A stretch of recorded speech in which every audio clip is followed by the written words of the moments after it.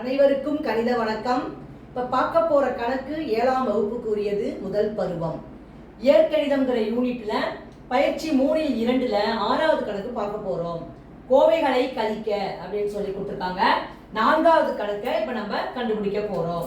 6z minus 5y இதிலிருந்து 2y plus z ஐ கழிக்க அப்படின்னு சொல்லி கணக்கு கொடுக்கப்பட்டிருக்கு.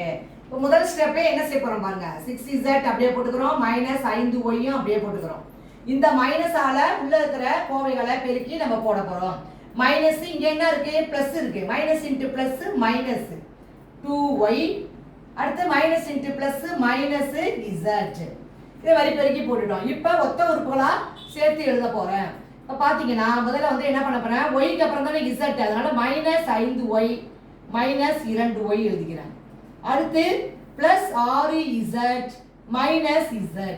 இப்ப பாருங்க ரெண்டுமே ஒத்த குறியா இருக்கா, அதனால மைனஸ் 5ஐயும் மைனஸ் 2ஐயும் கூட்டி மைனஸ் 7y. அடுத்து பாருங்க இது பிளஸ் இது மைனஸ் இருக்கு. பிளஸ் 6ல 1 கழிச்சோம்னா 5 பிளஸ் 5z. இந்த கணக்குக்குரிய விடை மைனஸ் 7y பிளஸ் 5z. புரிஞ்சுங்களா?